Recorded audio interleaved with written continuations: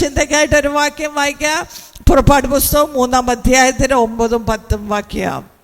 Israel മക്കളുടെ നിലവിളി എൻ്റെ അടുക്കൽ എത്തിയിരിക്കുന്നു. മിസ്രൈമിൽ അവരെ ഞെരുക്കുന്ന ഞെരുക്കവും ഞാൻ കണ്ടിരിക്കുന്നു. ആകയാൽ വരിക, നീ എൻ്റെ ജനമായ ഇസ്രായേൽ മക്കളെ മിസ്രൈമിൽ നിന്ന് പുറപ്പെടുവിക്കേണ്ടതിന് ഞാൻ നിന്നെ ഫറവോൻ്റെ അടുക്കിലേക്ക് അയക്കും. ആകയാൽ വരിക. ഇന്ന് പൽക്കാലം കർത്താവ് ചിലരോട് പറയുകയാണ്, ആകയാൽ വരിക, എനിക്ക് നിന്നെ ആവശ്യമുണ്ട്, എൻ്റെ പ്രവർത്തനങ്ങൾക്ക് നിന്നെ ആവശ്യമുണ്ട്. എനിക്ക് തന്നെ ചെയ്യുവാൻ അറിയാമല്ലാഞ്ഞിട്ടല്ല, എനിക്ക് കോടി കോടി ദൂതന്മാർ എൻ്റെ സന്നിധിയിൽ ഇല്ലാഞ്ഞിട്ടല്ല, അവരെല്ലാം ബിസിയായിട്ട് മറ്റു കാര്യങ്ങൾ ചെയ്തുകൊണ്ടിരിക്കുന്നത് കൊണ്ടല്ല. നിൻ്റെ മേൽ വിളിയും തെരഞ്ഞെടുപ്പും ഞാൻ ലോക സ്ഥാപനത്തിന് മുമ്പേ വെച്ചിട്ടാണ് ഇങ്ങോട്ട് അയച്ചത്. ഞാൻ നിനക്ക് ശുശ്രൂഷകളെ വെച്ചിട്ടാണ് ഈ ഭൂമിയിലേക്ക് അയച്ചത്.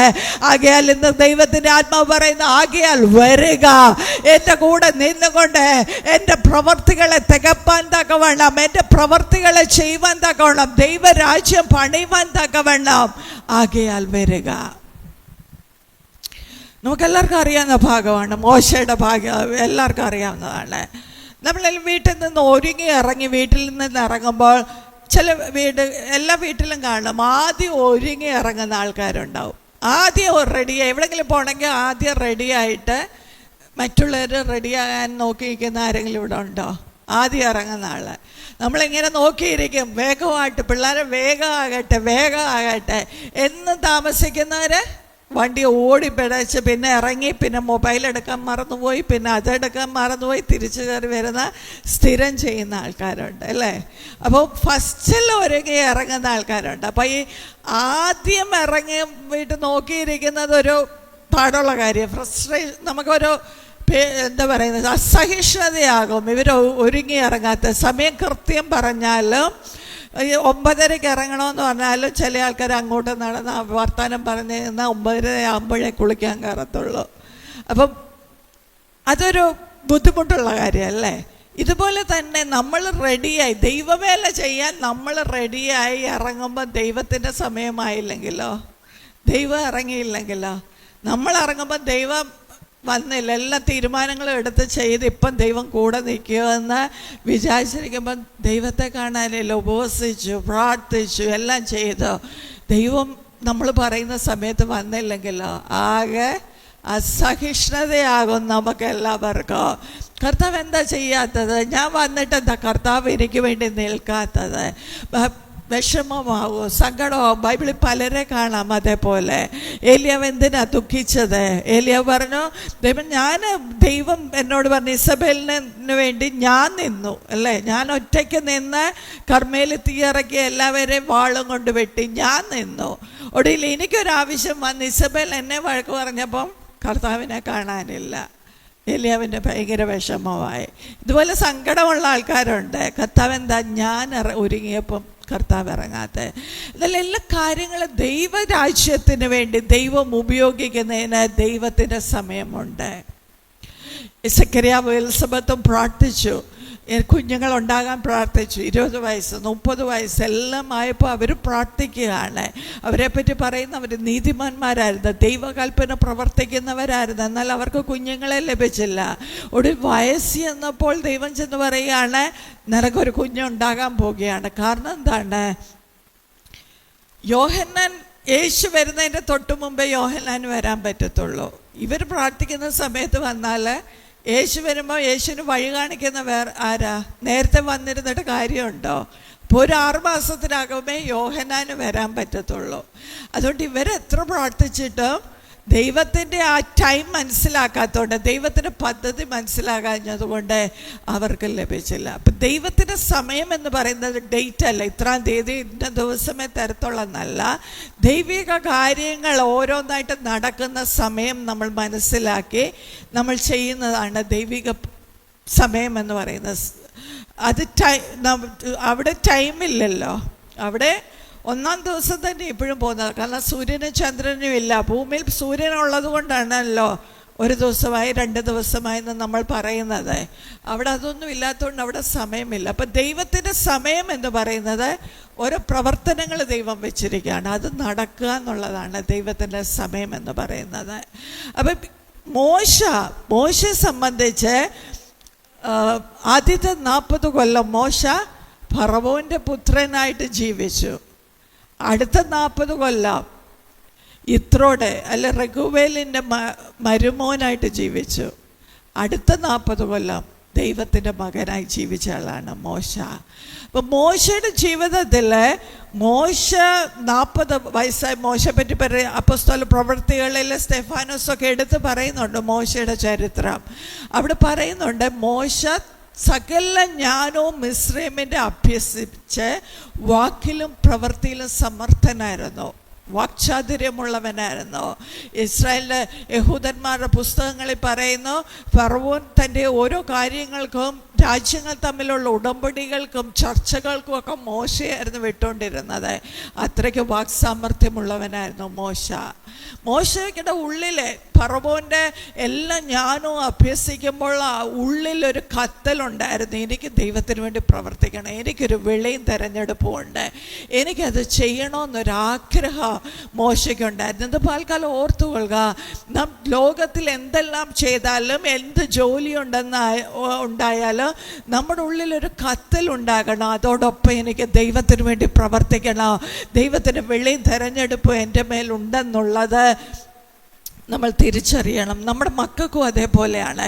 ഈ ലോകത്തിൽ എത്ര നല്ല ജോലിയിൽ അവരിരുന്നാലും അവർക്കൊരു വിളിയും തിരഞ്ഞെടുപ്പും ദൈവം വെച്ചിട്ടുണ്ട്. ആ ഒരു കത്തല്, ആ ഒരു തീ നമ്മൾ അവർക്ക്, ആ സ്പാർക്ക് അവർ ഉള്ളിലേക്ക് ഇട്ടുകൊടുക്കണം.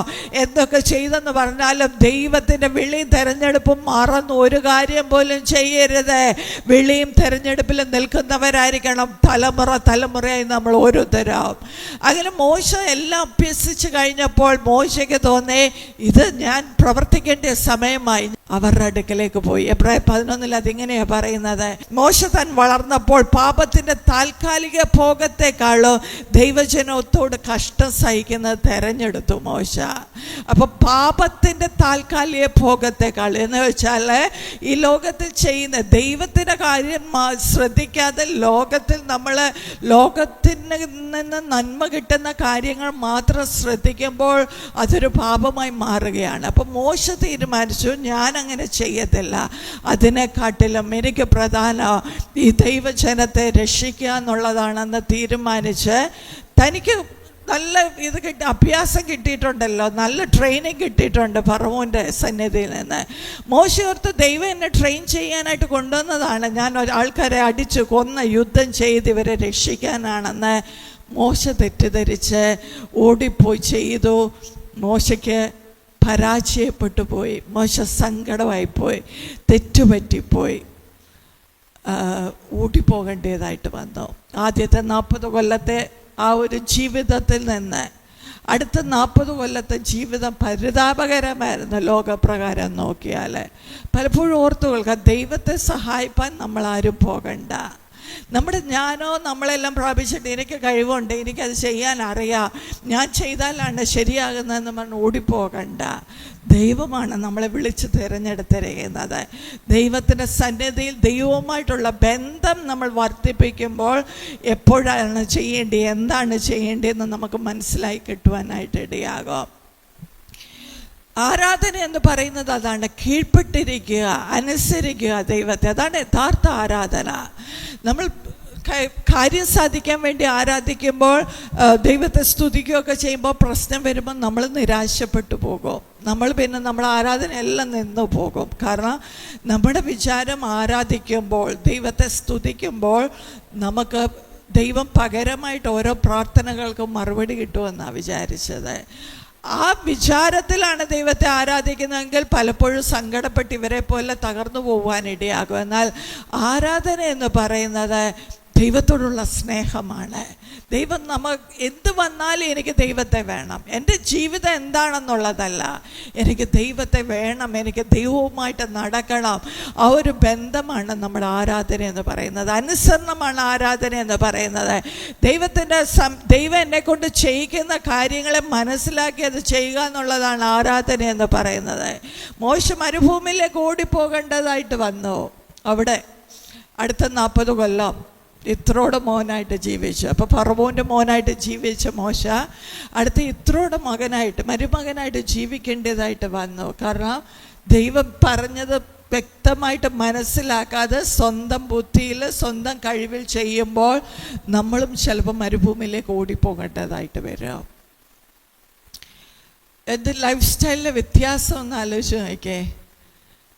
ആടിനെ പോലും മോശ കണ്ടിട്ടുണ്ടാവത്തില്ല. അതിനൊക്കെ ആൾക്കാരുണ്ട്. മോശ ആട് പാല് ആരവിടെ നിന്ന് ചോദിച്ചാൽ മതി, അടിയൻ എന്താ വേണ്ടിയേ, പാല് വേണമെന്ന് പറഞ്ഞാൽ പാല് കൊടുക്കും, ആട്ടിറച്ചി വേണമെന്ന് പറഞ്ഞാൽ കൊടുക്കാൻ ആൾ. അങ്ങനെ മേശപ്പുറത്ത് നിന്ന മോശ ഇപ്പം ആടിനെയും കൊണ്ട് നടക്കുകയാണ്.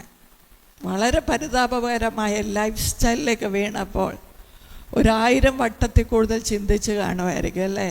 എനിക്ക് തെറ്റിപ്പോയി, എനിക്ക് തോന്നിയതായിരിക്കും ദൈവവിളി എൻ്റെ മേലുണ്ടെന്ന്, എൻ്റെ വിശ്വാസം ശരിയല്ലായിരുന്നോ, കൊട്ടാരത്തിൽ ജീവിക്കേണ്ടവനായിരുന്നോ, ഞാൻ തകർന്നു പോയി.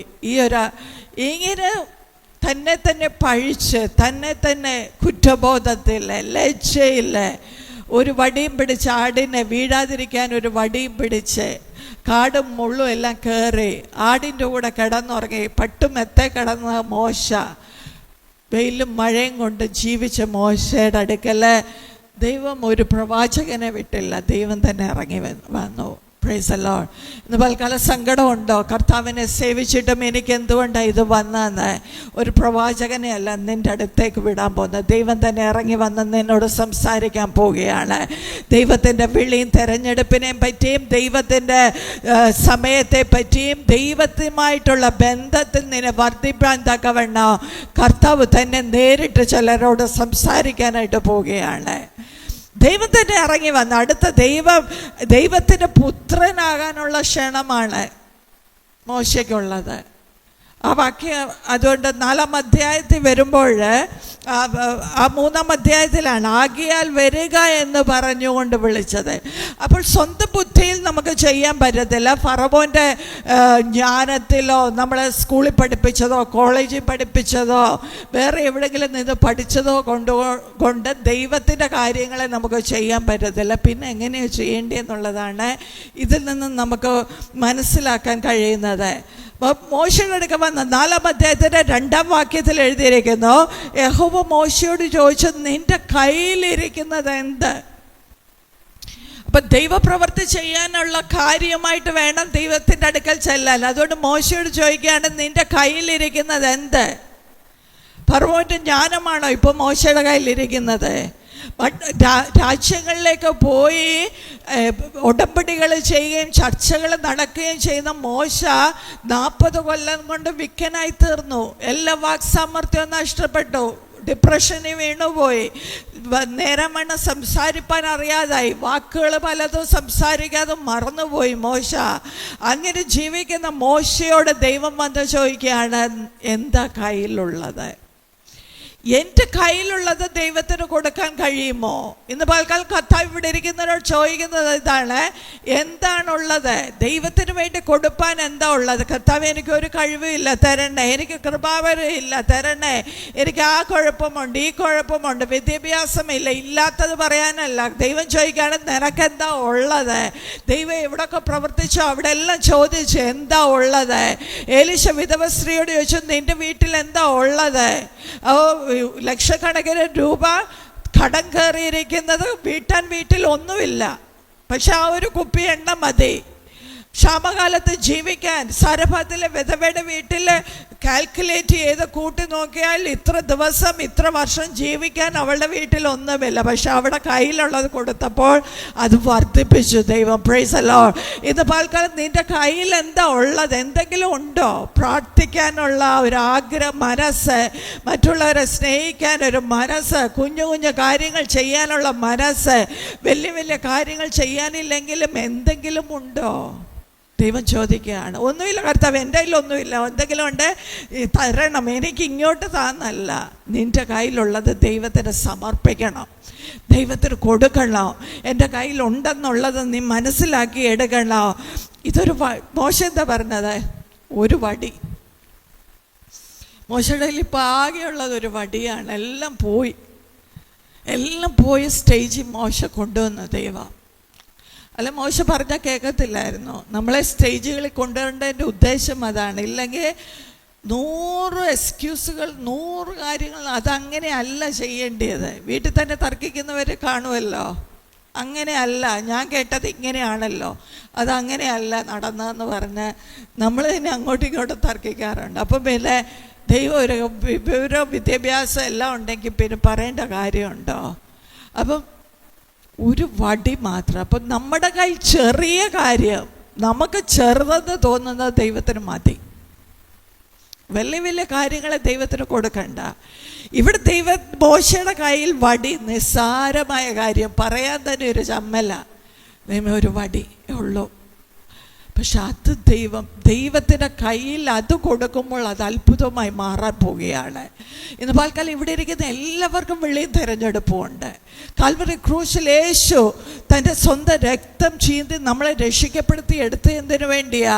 നമ്മളെ മാന്യന്മാരെ, ശ്രേഷ്ഠന്മാരെ, വിവരമുള്ളവരെ, വിദ്യാഭ്യാസമുള്ളവരെ, വിശ്വസ്തതയുള്ളവരെ, നല്ല സ്വഭാവമുള്ള എത്രയോ പേരുണ്ടായിരുന്നിട്ടും ദൈവം നമ്മുടെ അടുക്കൽ വന്ന് നമ്മെ രക്ഷിച്ച് ഇവിടെ കൊണ്ടുവരാൻ കാരണം എന്താണെന്നറിയാം? ലോക സ്ഥാപനത്തിന് മുമ്പ് എൻ്റെ വിളിയും തിരഞ്ഞെടുപ്പും നമ്മുടെ കിടക്കുന്നത് കൊണ്ടാണ്. Praise the Lord. അതുകൊണ്ട് കർത്താവ് ചോദിക്കുകയാണ്, ആ വിളിയും തിരഞ്ഞെടുപ്പും നിറവേറുവാൻ നിൻ്റെ കയ്യിൽ എന്താ ഉള്ളത്? അത് കണ്ടുപിടിച്ചെടുക്കണം. എൻ്റെ കയ്യിൽ ഇത്രയൊക്കെ ഉള്ളു കർത്താവേ എന്ന് പറയണം. സമയമുണ്ടോ? പണമുണ്ടോ? താലന്തുണ്ടോ? എന്താ ഉള്ളത്? എന്തെങ്കിലും കൊടുക്കാനുണ്ടോ? ദൈവം അത് ഉപയോഗിക്കാം. അനേകരുണ്ട് നമ്മൾ പ്രതീക്ഷിക്കാത്ത കുഞ്ഞു കുഞ്ഞു കാര്യങ്ങളെ സ്ഥിരതയോടെ, വിശ്വസ്തയോടെ ദൈവത്തിന് വേണ്ടി ചെയ്തുകൊണ്ട് കുടുംബത്തിൽ നന്മ വാങ്ങിക്കുന്നവർ. അവർക്ക് പ്രസംഗിക്കാൻ അറിയത്തില്ല, പ്രാർത്ഥിക്കാൻ അറിയത്തില്ല, അവർക്ക് ബൈബിൾ ഉറക്കെ വായിക്കാൻ പറഞ്ഞാൽ അവർക്ക് പറ്റത്തില്ല. പല കാര്യങ്ങളും സമൂഹ മധ്യേ ചെയ്യുവാനുള്ള പ്രാപ്തി ഇല്ലെങ്കിൽ കുഞ്ഞു കുഞ്ഞു കാര്യങ്ങളെ അവർ ദൈവത്തിന് വേണ്ടി സമർപ്പിക്കും. ഇന്ന് പൽക്കാലം സഭയെ ഞാൻ ആഹ്വാനം ചെയ്യുകയാണ്, കുഞ്ഞു കുഞ്ഞു കാര്യങ്ങൾ ചെയ്യുവാൻ തക്കോണം ദൈവത്തിന് വേണ്ടി. വടി നിസ്സാരമാണ്. ദൈവം ചോദിക്കുകയാണ്, നിൻ്റെ കയ്യിൽ ഒന്നുമില്ല എന്ന് നമ്മൾ പറയുന്നത് എക്സ്ക്യൂസാണ്. പക്ഷെ നമ്മുടെ കയ്യിൽ എന്തൊക്കെയോ ദൈവം ഏൽപ്പിച്ച് തന്നിട്ടുണ്ട്. അത് ദൈവത്തിന് വേണ്ടി കൊടുക്കാൻ നമ്മൾ തയ്യാറാകണം. ഇവിടെ മോശയോട് പറയുകയാണ്, അപ്പോൾ ദൈവത്തിന് വേണ്ടി ഉപയോഗപ്പെടണമെങ്കിൽ ദൈവം ഒന്നാമത് ചോദിക്കും, ഇപ്പം നിൻ്റെ കയ്യിൽ എന്താ ഉള്ളത്? അപ്പം കാണിക്കത്തക്കവണ്ണം ഒന്നുമില്ല. അത് കൊടുക്കുമ്പോൾ അടുത്ത പറയുകയാണ്, ഒരു വടി എന്ന് പറഞ്ഞാൽ അത് നിലത്തിടുക എന്ന് കൽപ്പിച്ചു. മൂലഭാഷയിൽ എഴുതിയിരിക്കുന്നത് അത് എറിയുക എന്ന, ഇടുക എന്നുള്ളതല്ല, വലിച്ചെറി ദൈവസന്നിധിയിലോട്ട് അങ്ങ് കൊടുക്ക്. തിരിച്ചെടുക്കാൻ പറ്റാത്തവല്ല, ആകെപ്പാടെ വടിയുണ്ട്. ഇതും കൂടി ഇല്ലാതെ ഇത്രോടെ വീട്ടിൽ പോയാൽ ഇനി അടുത്ത് ഇത്ര ഇറക്കി വിടാൻ സാധ്യതയുണ്ട്. ആകെ ഒരു വടി ആടിനെ മേയ്ക്കാനായിട്ട് ചിലപ്പോൾ കൊടുത്തതായിരിക്കും ഇത്രോ. പക്ഷെ അത് വലിച്ചെറിയാനൊക്കെ പറഞ്ഞ ദൈവം അങ്ങ് വലിച്ചെറിഞ്ഞു, അങ്ങ് കൊടുത്തു, അങ്ങ് സമർപ്പിച്ചു. അത് കൊടുത്തു കഴിഞ്ഞപ്പോൾ അത് ജീവൻ പ്രാപിക്കാനിടയായി. വടി വെറും നിസ്സാരമായ വടിയെ ജീവൻ പ്രാപിച്ചു. അതൊരു പാമ്പായി മാറി. എന്തുകൊണ്ടാണെന്നറിയാം? പാമ്പായ മിസ്രൈമ്യർക്ക് പാമ്പ് അവരുടെ വലിയ ശക്തിയുടെ അടയാളമാണ്. അതിനെ വാലെ പിടിച്ച് വലിച്ചപ്പോൾ വടിയായി മാറിയത് മോശയുടെ ധൈര്യം വർദ്ധിപ്പിക്കാൻ വേണ്ടിയാണ് ദൈവം അത് ചെയ്തത്. അടുത്തത് ദൈവം പറഞ്ഞു മാറത്ത് കൈയിടാൻ പറഞ്ഞു. മാറത്ത് കൈയിട്ടപ്പോൾ അത് കുഷ്ഠമായി മാറി. എന്ന് പറയുന്നത് ഹൃദയം മൊത്തം സങ്കടമാണ്, വിഷമങ്ങളാണ്, മുറിവുകളാണ്, ദൈവത്തോട് തന്നെ സങ്കടമാണ്. എന്നാൽ എനിക്ക് വേണ്ടി നിന്നില്ലല്ലോ, എനിക്കെല്ലാം നഷ്ടമായില്ല, ഞാനെല്ലാം തന്നിട്ട് എനിക്ക് വേണ്ടി പ്രവർത്തിച്ചില്ലല്ലോ, ഞാൻ എൻ്റെ തീരുമാനങ്ങൾ എടുത്തിട്ട് ഞാൻ ചെയ്തില്ലല്ലോ എന്നുള്ള ആ സങ്കടം, ആ ദുശ്ചിന്തകളെ, തകട്ടി വരുന്ന ചിന്തകളെ, ഇതെല്ലാം നോക്കിയപ്പോൾ കുഷ്ഠം എപ്പോഴും അശുദ്ധിയുടെ ലക്ഷണമാണ്. ഹൃദയം മൊത്തം അശുദ്ധിയായിട്ട് നിൽക്കുമ്പോൾ ദൈവത്തിന് നമ്മളെ ഉപയോഗിക്കാൻ കഴിയത്തില്ല. ദൈവത്തിന് വീണ്ടും നമ്മളുടെ അടുക്ക വന്ന് സംസാരിക്കാൻ പറ്റത്തില്ല. ദൈവത്തിന് വിളിയും തിരഞ്ഞെടുപ്പുണ്ടെന്ന് പറഞ്ഞാലോ ഹൃദയം വിശുദ്ധമാക്കിയിടണം. ഹൃദയം ദൈവത്തിൻ്റെ തോട്ടമായി മാറുമ്പോഴാണ് ദൈവത്തിന് ഉപയോഗിക്കാൻ പറ്റുന്നത്. ആ കൈ വീണ്ടും മാർവിലിട്ട്, ദൈവസന്നിധി കൈ സമർപ്പിച്ചിട്ട് വീണ്ടും മാർവിലിട്ടപ്പോൾ കുഷ്ഠം മാറി, ഹൃദയത്തെ സൗഖ്യമാക്കി കൊടുത്തു. അപ്പോൾ ഒരു വടിയും, തൻ്റെ കയ്യിലുള്ള ഒരു വടിയും തൻ്റെ ഹൃദയത്തെ സൗഖ്യമാക്കിയിട്ട് പറഞ്ഞു, നീ പോ എൻ്റെ കൂടെ വാ, ആകയാൽ വരിക, ദൈവത്തിന് വേണ്ടി പ്രവർത്തിക്കാൻ വരിക. ആദ്യം മോശ 40 വയസ്സായപ്പോൾ എന്തുകൊണ്ടാണ് മോശ ദൈവം ഉപയോഗിക്കാഞ്ഞത്? ഒരു കാരണം, അബ്രഹാമിനോട് പറഞ്ഞ 400 വർഷം നിന്റെ തലമുറ അന്യദേശത്ത് പ്രവർത്തിക്കും. അപ്പം 400 വർഷമാകണ്ടേ? മോശ 400 വർഷമാകുന്നതിന് മുമ്പേ ചാടി പുറപ്പെട്ടു. ഇവരെ രക്ഷിക്കാൻ പറ്റത്തില്ല. 400 ആയി കഴിഞ്ഞാൽ ദൈവത്തിന് ഇടപെടാൻ പറ്റത്തുള്ളൂ. കാരണം ദൈവം പറഞ്ഞ കാര്യമാണ്. അതാണ് ദൈവത്തിൻ്റെ ടൈമിങ് എന്ന് പറഞ്ഞത്. സംഭവങ്ങളാണ് ദൈവത്തിൻ്റെ ടൈമിങ്. വർഷക്കണക്കല്ല, ഡേറ്റിൻ്റെ കണക്കല്ല. ആ സംഭവം തീർന്നാലേ അടുത്ത സംഭവം തുടങ്ങാൻ പറ്റത്തുള്ളൂ ദൈവത്തിൽ. അപ്പോൾ അത് നേരത്തെ ദൈവത്തിന് ചെയ്യാൻ പറ്റത്തില്ല. ഇപ്പോഴാണ് ദൈവത്തിന് 400 വർഷമായി. അപ്പോഴാണ് ദൈവം ഇറങ്ങി വന്ന് മോശയെ വിളിച്ചത്. വാ, എൻ്റെ മകനാക്കാൻ വാ, ദൈവത്തിൻ്റെ പ്രവൃത്തി ചെയ്യാൻ വാ എന്ന് വിളിക്കുകയാണ് 40 വർഷത്തിലേക്ക്. എന്നാൽ അന്ന് മോശന് ഉത്തരം എന്താ പറഞ്ഞത്? 10-ാം വാക്യത്തിൽ 4:10 മോശ എന്താ പറഞ്ഞത്? മോശ, കർത്താവെ, മുമ്പേ തന്നെയും അടിയനോട് സംസാരിച്ച ശേഷവും ഞാൻ വാക്സാമർത്ഥ്യമുള്ളവനല്ല. വീണ്ടും മോശയ്ക്ക് പ്രശ്നങ്ങളാണ്. 40 വയസ്സായപ്പം എല്ലാം ഷർട്ടെല്ലാം മടക്കി അരയെല്ലാം ബെൽറ്റെല്ലാം വിട്ട് വാളും പിടിച്ചോണ്ട് ഇറങ്ങിയതാണ്. വാ കർത്താവേ, നമുക്ക് പോകാമെന്നും പറഞ്ഞ്. ഇപ്പം തണ്ട് ദൈവം എല്ലാം ശക്തിയും കൊടുത്ത് എല്ലാം കഴിഞ്ഞപ്പം എക്സ്ക്യൂസസാ. മോശയ്ക്ക് പോകണ്ട, വാക്സാമർത്ഥ്യം ഇല്ലാഞ്ഞിട്ടൊന്നും അല്ല. ഇതൊക്കെ ചെയ്തു കൊടുത്തെങ്കിൽ പിന്നെ അത് ചെയ്തു തരുമെന്ന് മോശയ്ക്ക് നന്നായിട്ട് അറിയാം. പക്ഷെ മോശയ്ക്ക് ഇപ്പം താല്പര്യമില്ല. ആടിൻ്റെ കൂടെ ഒക്കെ ജീവിച്ചൊരു പൊത്തുരുത്തമായി. ഇനി ഈ ജീവിതം കളഞ്ഞിട്ട് ഇനി ഫറവോൻ്റെ അടുക്ക ചെന്ന് എങ്ങോട്ട് ഓടാനൊന്നും മോശയ്ക്ക് വയ്യ. എക്സ്ക്യൂസസ് എപ്പോഴും നമ്മൾ എപ്പോഴാണ് പറയുന്നതെന്ന് അറിയാവോ? നമുക്ക് താല്പര്യമില്ലെന്നതിൻ്റെ അർത്ഥം. വെള്ളിയാഴ്ച എന്താ പ്രാർത്ഥനയ്ക്ക് വരാത്തത് എന്താ? കാലുവേദനയാ, ബസ്സില്ല, ആ പ്രശ്നം, ഈ പ്രശ്നം, താല്പര്യമില്ല എന്നാണ് അതിൻ്റെ അർത്ഥം. സഭായത്തിന് എന്താ വരാത്തത്? പല പ്രശ്നങ്ങളും നമ്മൾ പറയുമ്പോൾ സത്യത്തിൽ എന്തുകൊണ്ടാണെന്നറിയാം? താല്പര്യമില്ല. എന്തുകൊണ്ടാണ് നമ്മൾ ആരാധനയ്ക്ക് വിളിക്കുമ്പോൾ ആൾക്കാർ വരാത്തത്? അവർ പല റീസൺസ് പറയല്ലേ. വരാനിരുന്നതായിരുന്നു, ഞങ്ങൾ പെട്ടെന്ന് 2 വന്നു. അടുത്ത ആഴ്ച പറയും വയറുവേദനയായിരുന്നു, അടുത്ത ആഴ്ച വേറെ റീസൺ പറയും. എന്തുകൊണ്ടാണ്? താല്പര്യമില്ല. താല്പര്യമില്ലായ്മയാണ് എക്സ്ക്യൂസസ് ആയിട്ട്. നമുക്ക് താല്പര്യമില്ലെന്ന് ആരോടും പറയാൻ പറ്റത്തില്ലല്ലോ. അതുകൊണ്ട് നമ്മൾ പറയും നമുക്ക് ഇന്ന പ്രശ്നമുണ്ടെന്ന്. അപ്പം മോശയ്ക്ക് താല്പര്യമില്ല. ഇനി ദൈവത്തിന് വേണ്ടി നിൽക്കാൻ താല്പര്യമില്ല. താല്പര്യം നഷ്ടപ്പെട്ട ആരെങ്കിലും ഇവിടെ ഇരിപ്പുണ്ടോ? ഇനി എനിക്ക് വയ്യ, കഴിഞ്ഞു, ഇത്രയൊക്കെ ഞാൻ ചെയ്തില്ലേ. റിട്ടയർമെൻ്റ് ഇല്ലാത്ത ഏക ജോലി ദൈവരാജ്യത്തിലാണ്. ബാക്കി എല്ലാ ജോലിയിലും നമ്മൾ പ്രായമാകുമ്പോൾ, നമ്മുടെ ശരീരം ക്ഷീണിക്കുമ്പോൾ, കുറച്ച് പ്രായമാകുമ്പം നമ്മുടെ ബ്രെയിനിൻ്റെ പ്രവർത്തനമൊക്കെ സ്ലോ ആകും. എല്ലാം വേണ്ട സ്പീഡൊന്നും ഇല്ലാതാകുമ്പോൾ എല്ലാ കമ്പനിക്കാരും നമ്മളോട് റിട്ടയർ ആകാൻ പറയും. പക്ഷെ മരണം വരെ റിട്ടയർമെൻ്റ് ഇല്ലാത്ത ഒരേ ഒരു ജോലി എന്ന് പറയുന്നത് ദൈവരാജ്യത്തിലാണ്. Praise the Lord. അതുകൊണ്ട് താല്പര്യമില്ലായ്മ എല്ലാം പ്രാർത്ഥിച്ച് മാറ്റിക്കൊണ്ട് അടിയനെ ഉപയോഗിക്കണേ എന്ന് പ്രാർത്ഥിക്കണം. കാരണം വലിയ കാര്യങ്ങളൊന്നും ചെയ്യാനല്ല ദൈവം വിളിക്കുന്നത്, കുഞ്ഞു കുഞ്ഞു കാര്യങ്ങൾ ചെയ്യാൻ. നമുക്ക് മോശയ്ക്കൊരു വടിയിടാൻ ഒരു മടിയില്ലാത്ത കാര്യമാണ്. ഇതുപോലുള്ള കാര്യങ്ങൾ ചെയ്യാനാണ് ദൈവം നമ്മളെ വിളിക്കുന്നത്. അതിനൊരു താല്പര്യം നമ്മൾ ഉണ്ടാക്കിയെടുക്കണം. താല്പര്യമുള്ളവരായി നാം മുന്നോട്ട് പോകുന്നവരായിരിക്കണം. ഒരിക്കലേ 2ാം ലോക മഹായുദ്ധത്തിൻ്റെ കാലത്ത് ഡോസൺ എന്ന നാവിഗേറ്റർ സംഘടനയുടെ ഞാൻ വായിച്ചു വരുന്നതാണ്.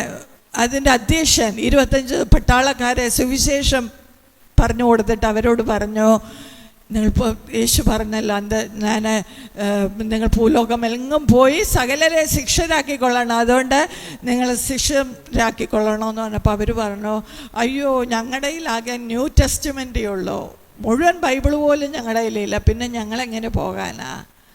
അതുകൊണ്ട് അദ്ദേഹം പറയുകയുണ്ടായി, യേശു ഇത് പറഞ്ഞപ്പോൾ അവരുടെ ന്യൂ ടെസ്റ്റ്മെൻറ്റ് പോലും ഇല്ല.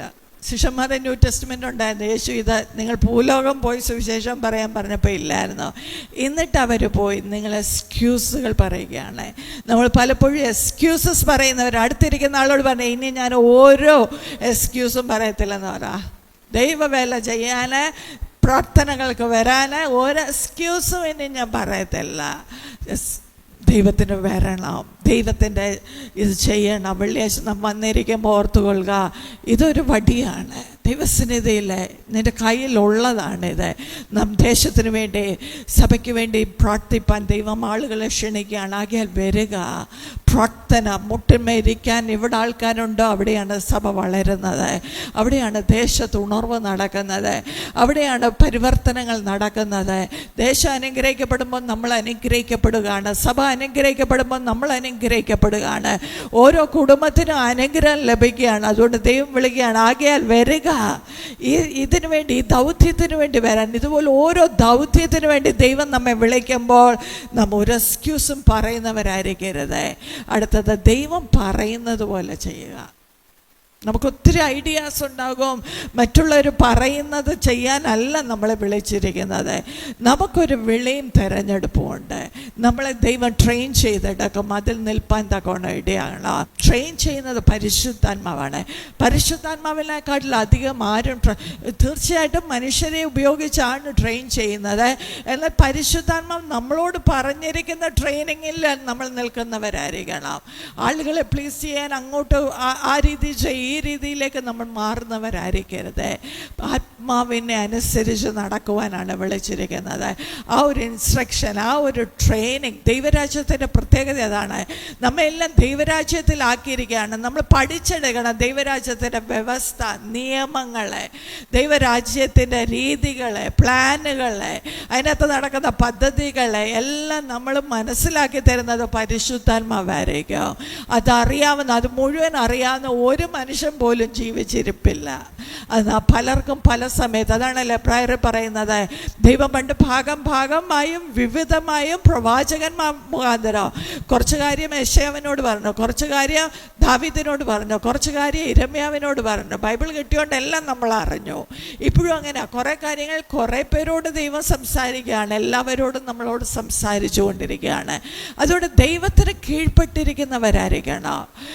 എപ്പോഴും ഓർക്ക്, ആരാധന ചെലവില്ലാതെ വന്ന സ്തോത്രം അല്ലല്ലോ പറയുന്നത് മാത്രമല്ല, ആരാധന തന്നെ താൻ ത്യജിച്ച്, എന്താണ് ശിഷ്യത്വം എന്ന് പറയുന്നത്?